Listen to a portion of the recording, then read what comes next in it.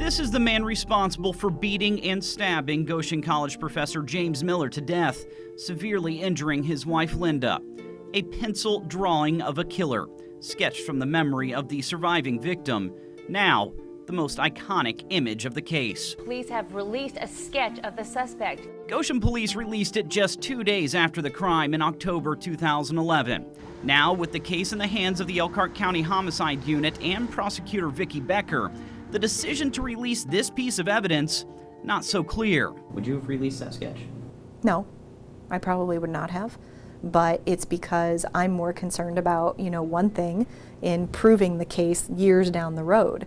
I certainly respect why they did, because they were looking for potential information. People's perceptive abilities when they are in a traumatic situation are profoundly affected because their brain is undergoing a biophysiological response that is unexplainable. Her lead homicide investigator, Mark Daggy. What do you think about that sketch being out there and still being connected to this crime? Well, I mean, a sketch is just a tool. I don't recall ever, in working 23, 24 years in investigations that I've personally ever released a sketch. How do you come up with the sketch?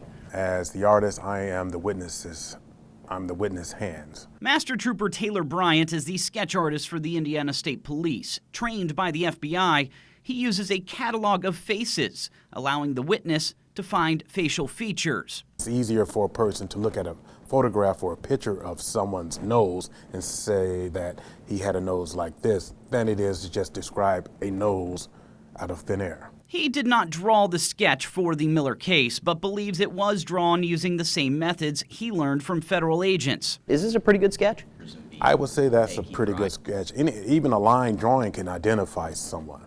So what makes a sketch a good sketch if it resembles what the suspect looks like? And who it looked like just happened to be a young man suspected in a string of burglaries. Officers arrested 18-year-old Chad Weddle yesterday. Arrested the same day the sketch was released. And who would blame detectives for looking into Chad Weddle? He openly admitted to breaking into homes in the Goshen area, and the sketch, down to the bangs, a match. I tracked him down, still living in Goshen, now married. He also has a baby girl. And for the past month, he spoke to me in detail about the interrogation process.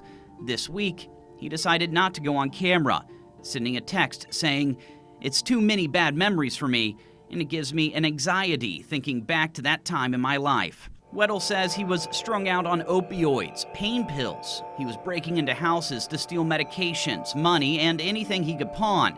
5 houses in just a few days. Arrest documents back up his story. But that first day he was arrested for the crimes, he says he was shocked that he could be implicated in a murder. He says investigators immediately started pointing fingers at him. People automatically assumed he was the killer.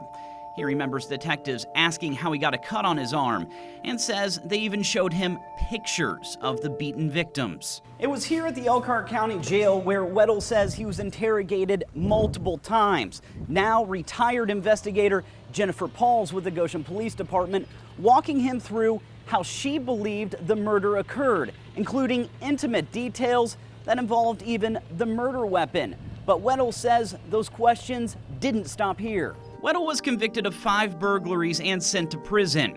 And even after Goshen police declared he wasn't a person of interest any longer, he says detectives continued to question him, a path that, so far, hasn't led to an arrest. Do you think that the case was mishandled at the beginning?